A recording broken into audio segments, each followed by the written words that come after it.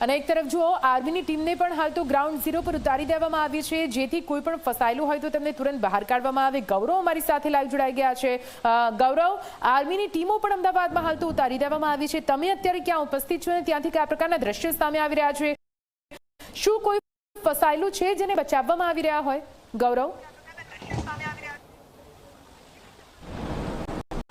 નીતિ વાત કરીએ તો જે રીતે ગઈકાલે પડેલા 20 ઇંચ કરતાં વધારે વરસાદને પગલે સમગ્ર અમદાવાદ શહેર જળમગ્ન થઈ ગયું હતું। આ દ્રશ્યો તમે જોઈ શકો છો અમદાવાદના કર્ણાવતી ક્લબની પાછળ આવેલા છનાભાઈ જોશી માર્ગ પાસેની સેન્ટોસા પાર્ક સોસાયટીના કે જ્યાં લગભગ 3 થી 4 ફૂટ જેટલા પાણી ભરાયેલા હતા। અનેક બંગલા પાણીમાં ગરકાવ થયા હતા અને બંગલામાં જે નાગરિકો રહેતા હતા તેમને રેસ્ક્યુ કરવાની ફરજ પડી હતી। અમદાવાદ મહાનગરપાલિકાની ફાયર બ્રિગેડ ટીમ ઉપરાંત આર્મીની પણ મદદ લેવામાં આવી હતી। તમે દ્રશ્યોમાં જોઈ શકો છો કે આર્મીના જવાનોએ લગભગ 20 જેટલા લોકોને અહીંથી રેસ્ક્યુ કર્યા છે। હજુ પાણી ઓસરવાનું નામ લેતા નથી। અમદાવાદમાં વરસાદ બંધ થયા અને 12 કલાક કરતાં વધારેનો સમય વીતી ચૂક્યો છે, પરંતુ હજુ સુધી પાણી ઓસર્યા નથી। આ દ્રશ્યો તમે જોઈ શકો છો કે અમદાવાદ મહાનગરપાલિકાની ફાયર બ્રિગેડની ટીમ અહીંયા પહોંચી હતી અને જે બંગલા પાછળના ભાગમાં જે બંગલા રહેલા છે તેમાં લગભગ 3.5 થી 4 ફૂટ જેટલું પાણી ભરાયેલું છે તે લોકોને તેમને રેસ્ક્યુ કર્યા હતા અને સલામત સ્થળે લઈ ગયા હતા। 12 કલાકનો સમય વીતવા છતાં હજી પાણી ઓસર્યા નથી। લોકો ઘરની અંદર કેદ થવા માટે મજબૂર બની ચૂક્યા છે। એટલે કહી શકાય કે જે સૌથી પોશ વિસ્તાર અમદાવાદનો કહેવાય બિલિયનર સ્ટ્રીટ, એ બિલિયનર સ્ટ્રીટમાં આ સેન્ટોસા પાર્ક સોસાયટી આવેલી છે અને તેમાં કેડસમાં પાણી ભરાયેલા છે। અબજો રૂપિયાના જે બંગલો કહેવાય, અબજો રૂપિયાના જે નિવાસસ્થાન કહેવાય તે નિવાસસ્થાન જળમગ્ન થયેલા છે। એટલે અમદાવાદ મહાનગરપાલિકાના જે પાણી ઉતરી જવાના કે પાણી ઉતરવા માટેની જે વ્યવસ્થા કરવામાં આવેલા દાવા છે તે સંપૂર્ણ ખોટા સાબિત થઈ રહ્યા હોય તેવું દેખાઈ રહ્યું છે।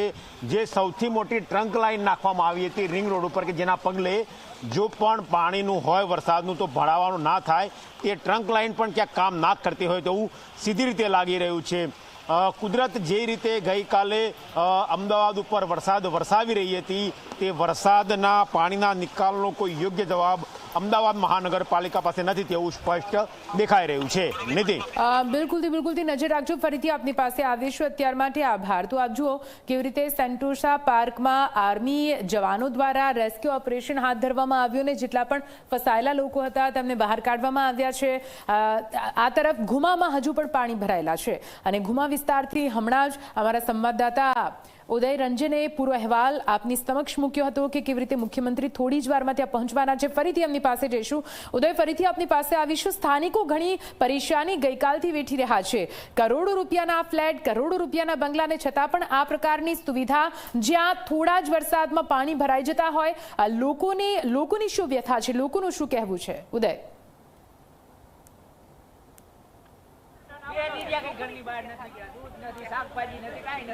નિધિ, જો વાત કરવામાં આવે તો બપોર ઘુમાની અત્યારે જે સોસાયટી છે ઇસ્કોન ગ્રીન સોસાયટી છે, અહીંયા તમે જોઈ શકો છો કેટલું પાણી ભરાયેલું છે। સ્થાનિકો જે છે અત્યારે આપણી સાથે અહીંયા જોડાયેલા છે, એની સાથે વાત કરીએ। સ્થાનિક તંત્ર દ્વારા જે ખાસ કરીને પોલીસ દ્વારા પણ થોડા સમયની અંદર સગવડ કરી આપવામાં છે ખાવા પીવાની વસ્તુને લઈ, અને અહીંયાના જે વડીલો છે એમની સાથે વાત કરીએ। કાકા, શું નામ છે તમારું? ધર્મેન્દ્રસિંહ મૈડા। છેલ્લા 2 દિવસથી એટલું બધું પાણી ભરાઈ ગયું છે કે છોકરાઓ કે એજડ પર્સનને બહાર જવામાં અને ઘરે સ્કૂલેથી લાવવામાં બહુ તકલીફ પડી રહી। 2 દિવસથી સોસાયટીમાં દૂધ નથી આવતું, શાકભાજી નથી મળતી, આજુબાજુ એરિયામાં એટલું બધું પાણી છે। અને અમારો જે બીજો એક રસ્તો હતો એ ગવર્મેન્ટે, બાજુનો પ્લોટ ગવર્મેન્ટે ટોકનના ભાવે ભાડે આપી દીધો છે, એના હિસાબે એને બંધ કરી દીધો છે। હવે રસ્તો ગવર્મેન્ટ ખોલતી નથી, જે ઓફિશિયલ રસ્તો છે, જો એ ખોલી આલે તો સોસાયટીના છોકરાઓને અમારે સ્કૂલેમાં લેવા જવામાં તકલીફ ના પડે। બહાર કમરથી ઉપર સુધી પાણી છે। હવે શાકભાજી નથી, ખાવાનો પ્રોબ્લેમ છે 2 દિવસથી। તો અમારે લોકોને શું પૂછો, અમારા બહેનો મહિલાઓ છે એની સાથે વાત કરી। બેન, શું તકલીફ અને કેટલા સમયથી આ તકલીફ છે? આ તકલીફ શાકભાજી, દૂધ ને છોકરાઓને તો છે જ છે, પણ બીજી એક તકલીફ એ છે કે મોટા ઉંમરના અને જો મેડિકલ કન્ડિશન હોય તો કેવી, મારા સાસુને કાલે ડાયાલિસિસ માટે લઈ જવાનું છે, કેવી રીતે લઈ જઈશું અમે? અહીંયાથી ગાડી તો જાય નહીં। દર વર્ષે પાણી ભરાઈ જાય છે, નિરાકરણ કે નિકાલ કેમ નથી કર્યો? એ દર વર્ષે કે સોસાયટી વાળા કે છે, જેવું નથી કહેતા, દર વખતે પ્રોમિસ અપાય છે ને પણ કશું થતું નથી। અમને ડ્રેનેજ શું કહેશો બેન તમે? કોર્પોરેશનમાં બી દર વખતે રિક્વેસ્ટ કરીએ છીએ પણ કોઈ સોલ્યુશન એનું આવતું નથી. લગભગ હું 2009થી અહીંયા રહું છું. પહેલી વર્ષથી જે પ્રોબ્લેમ છે એ આજ સુધી ચાલતો જ આવ્યો છે પ્રોબ્લેમ. એનું કોઈ સોલ્યુશન આવતું નથી. એટલે એક જ વિનંતી છે કે જલ્દી જેમ બને એમ સોલ્યુશન આપો. શું નિરાકરણ શું થવું જોઈએ એમાં તમને શું લાગે છે? શું ડ્રેનેજ લાઈન ક્લિયર થવી જોઈએ એક તો, ડ્રેનેજ લાઈન આપી અને નથી. અલ્ટરનેટ રસ્તો આપવો જોઈએ કે ઇમરજન્સી હોય કે ડેઈલી આવવા જવા માટે કોઈ પણ પ્રોબ્લેમ ના થાય. આ એટલા સમયથી તકલીફ છે તો તંત્ર કેમ ધ્યાન ઉપર નથી લેતું? એનું કારણ શું લાગે છે? અમે કોર્પોરેશનમાં આપણે અંકિત પન્નુ એડિશનલ જે કમિશનર છે એમને મળ્યા હતા રૂબરૂ. એમને એમના સ્ટાફને બોલાવીને વર્ણન કર્યું કે ભાઈ આ કેમ આવો પ્રોબ્લેમ થાય છે. તો આમાં એકચ્યુઅલમાં શું છે, જે તે સમયે વરસાદી જે લાઈન નાખેલી છે એની અંદર જ આ ડ્રેનેજનું પાણી અને વરસાદનું પાણી જાય છે, અને એની કેપેસિટી બહુ જ નાની છે. 1 ફૂટના ડાયાવાળી છે અને આટલી બધી મોટી પાણીનું એનો એટલે ઇનપુટ વધારે છે, આઉટપુટ બિલકુલ ઓછો છે. બરાબર છે. તે છતાં અમારી સોસાયટી એક તો કટ ઓફ થઈ જાય છે. લગભગ 4 ફૂટ જેવું પાણી આગળ ભરાઈ જાય છે. સોસાયટીમાં આવી શકાતો નથી. 2022માં ટાઉન પ્લાનિંગમાં અમારી સામેનો રસ્તો 18 મીટરનો ખુલ્લો હતો, એ રસ્તો બંધ થઈ ગયો છે. આ બાજુનો એક રસ્તો જે ખરોબામાંથી જતો હતો ઓપન હતો, એ પણ રસ્તો બંધ થઈ ગયો છે. એટલે અમારી સોસાયટી આખી કટ ઓફ થઈ જાય છે. તો મહેરબાની કરીને બને ત્યાં સુધી આ 2 રસ્તાનું કોઈ પણ એક રસ્તાનું નિરાકરણ આવે જેથી અમારી સોસાયટીના સભ્યો બહાર નીકળી શકે. 180 બંગલાઓ છે પણ બધાને છોકરાઓને, વડીલોને, દરેક મેમ્બરને તકલીફ છે. અત્યારે દૂધ મળતું નહીં. સવારમાં આટલા એરિયામાં બધી જગ્યાએ જોઈએ તો કોઈ જગ્યાએ શાકભાજી કે દૂધની પણ વ્યવસ્થા નથી. એટલે સાહેબને કે તંત્રને વિનંતી છે કે આનું પરમેનન્ટ સોલ્યુશન લાવે.